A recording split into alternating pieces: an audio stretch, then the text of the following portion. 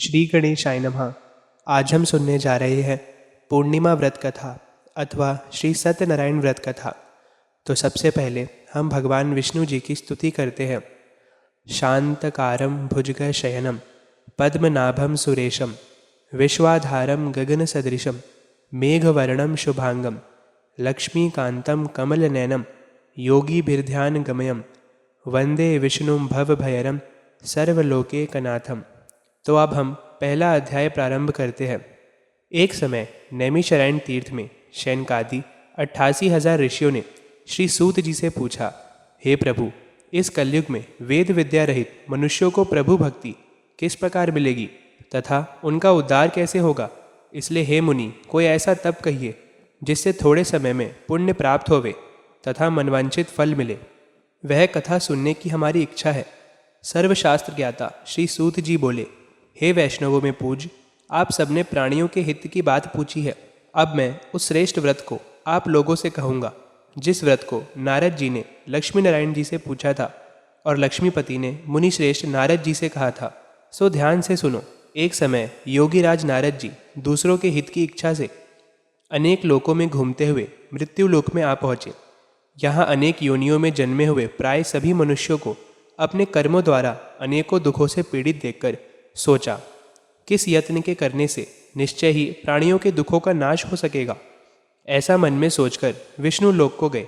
वहाँ श्वेत वर्ण और 4 भुजाओं वाले देवों के ईश नारायण को देखकर, जिनके हाथ में शंख चक्र गदा और पद्म थे तथा वरमाला पहने हुए थे, स्तुति करने लगे। हे भगवान, आप अत्यंत शक्ति से संपन्न हैं। मन तथा वाणी भी आपको नहीं पा सकती। आपका आदि मध्य अंत नहीं है। निर्गुण स्वरूप सृष्टि के आदिभूत व भक्तों के दुख को नष्ट करने वाले हो। आपको नमस्कार है।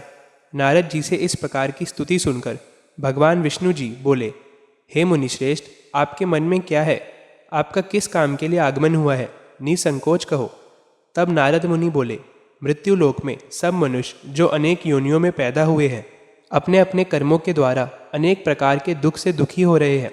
हे नाथ, मुझ पर दया रखते हो तो बतलाइए कि उन मनुष्यों के सब दुख थोड़े से ही प्रयत्न में कैसे दूर हो सकते हैं। श्री भगवान बोले, हे नारद, मनुष्यों की भलाई के लिए तुमने बहुत अच्छी बात पूछी है। जिस काम को करने से मनुष्य मोह से छूट जाता है वह मैं कहता हूँ। सुनो, बहुत पुण्य देने वाला स्वर्ग तथा मृत्यु लोक दोनों में दुर्लभ एक उत्तम व्रत है। आज मैं प्रेमवश होकर तुमसे कहता हूँ, सत्यनारायण का वह व्रत अच्छी तरह विधि पूर्वक करके मनुष्य आयु पर्यंत यहाँ सुख भोग कर मरने पर मोक्ष को प्राप्त होता है। श्री भगवान के वचन सुनकर नारद मुनि बोले, उस व्रत का क्या फल है, क्या विधान है और किसने यह व्रत किया है और किस दिन यह व्रत करना चाहिए? विस्तार से कहिए। भगवान बोले, दुख शोक आदि को दूर करने वाला, धन धान को बढ़ाने वाला, सौभाग्य तथा संतान को देने वाला यह व्रत सब स्थानों पर विजय करने वाला है। भक्ति संतान को देने वाला यह व्रत भक्ति और श्रद्धा के साथ किसी भी दिन मनुष्य श्री सत्यनारायण की प्रातः काल के समय ब्राह्मणों और बंधुओं के साथ धर्मपरायण होकर पूजा करे। भक्ति भाव से नैवेद्य, केले का फल, घी, दूध और गेहूं का चूर्ण सवाया लेवे। गेहूं के अभाव में साठी का चूर्ण, शक्कर तथा गुड़ ले और सब भक्षण योग्य पदार्थ जमा करा के भगवान को अर्पण कर देवे तथा बंधुओं सहित ब्राह्मणों को भोजन करावे। पश्चात स्वयं भोजन करे। नृत्य गीत आदि का आचरण कर सत्यनारायण भगवान का स्मरण करते हुए समय व्यतीत करे। इस तरह व्रत करने पर मनुष्य की इच्छा निश्चय ही पूरी हो जाती है। विशेषकर कली काल में भूमि पर यही मोक्ष का सरल उपाय है। इति श्री सत्यनारायण व्रत कथा प्रथम अध्याय संपूर्णम। बोलिए सत्यनारायण भगवान की जय। अब हम दूसरा अध्याय प्रारंभ करते हैं। सूत जी बोले, हे ऋषियों, जिसने पहले समय में इस व्रत को किया है उसका इतिहास कहता हूँ। ध्यान से सुनो।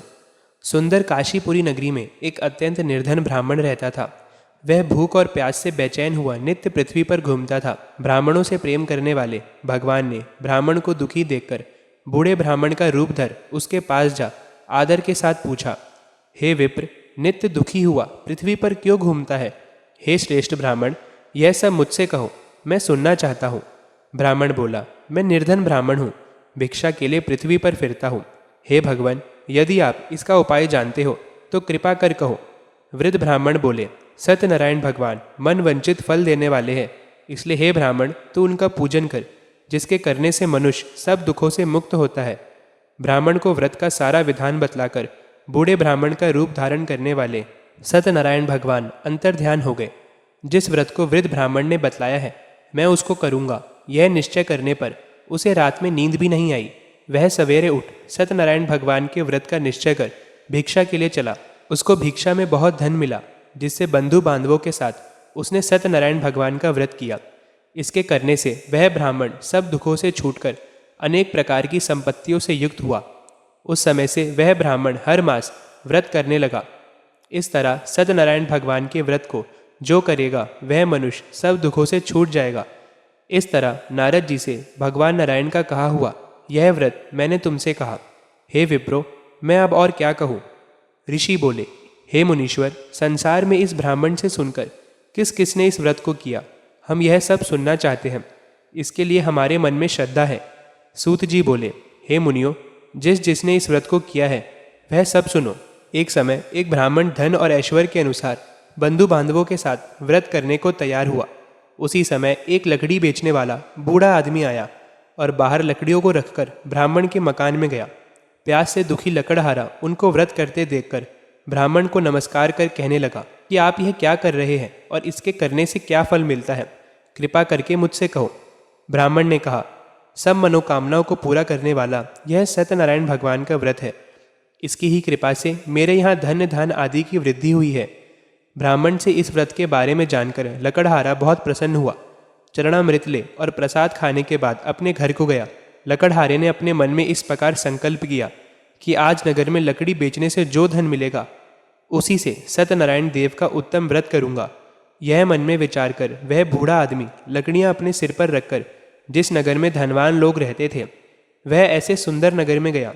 उस रोज वहां पर उसे उन लकड़ियों का दाम पहले दिनों से चौगुना मिला।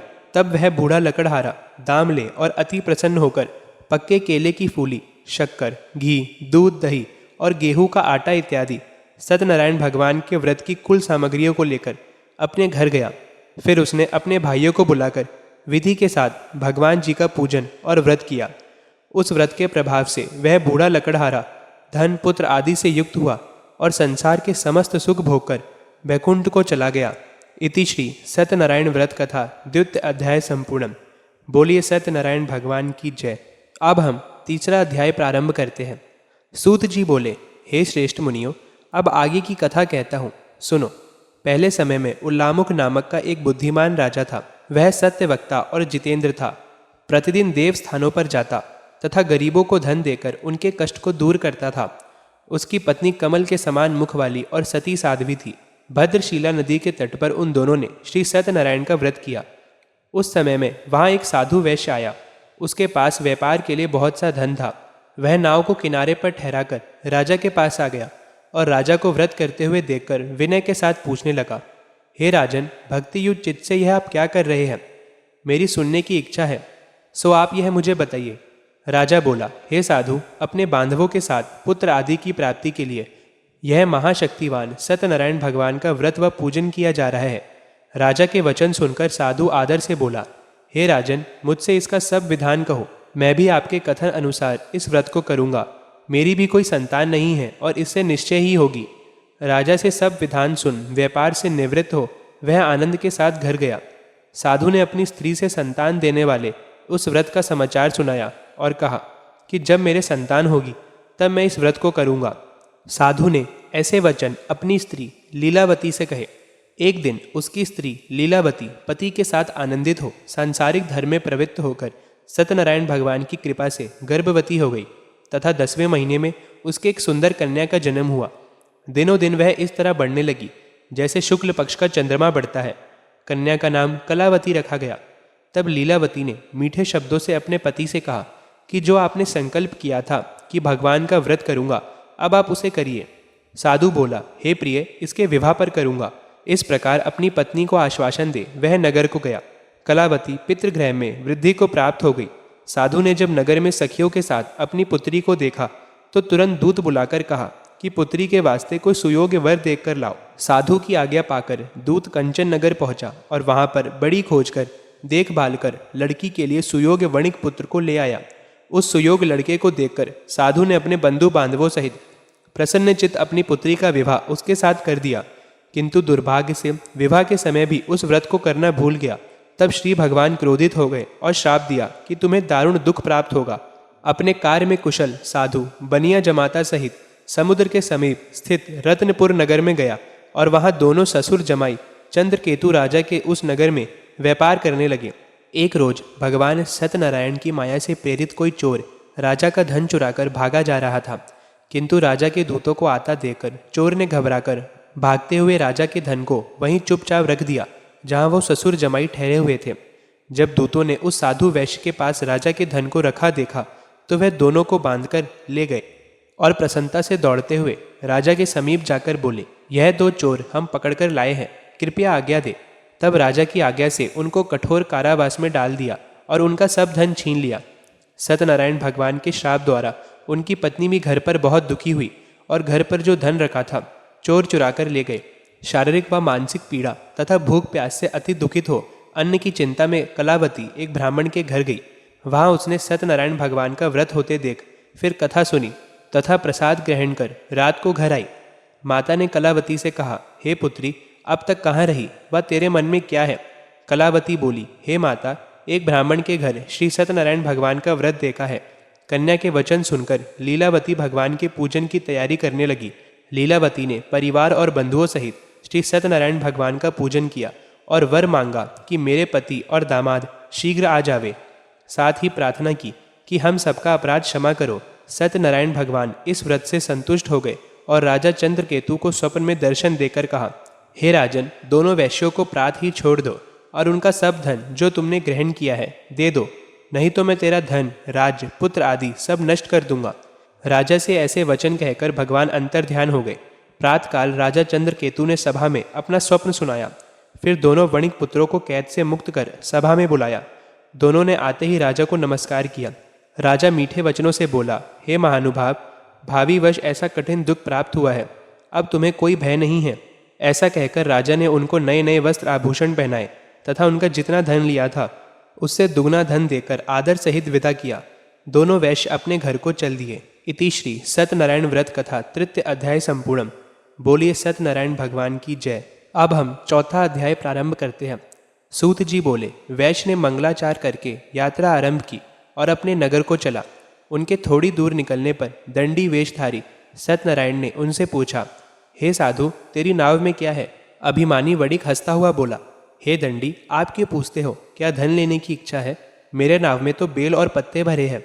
वैश्य का कठोर वचन सुनकर भगवान ने कहा, तुम्हारा वचन सत्य हो। दंडी ऐसा कहकर वहां से दूर चले गए और कुछ दूर जाकर समुद्र के किनारे बैठ गए। दंडी के जाने पर वैश्य ने नित्य क्रिया करने के बाद नाव को ऊंची उठी देखकर अचंभा किया और नाव में बेल पत्ते आदि देखकर मूर्छित हो जमीन पर गिर पड़ा। फिर मूर्छा खुलने पर अत्यंत शोक प्रकट करने लगा। तब उसका दामाद बोला कि आप शोक न करें, यह दंडी का श्राप है, अतः उनकी शरण में चलना चाहिए, तभी हमारी मनोकामना पूरी होगी।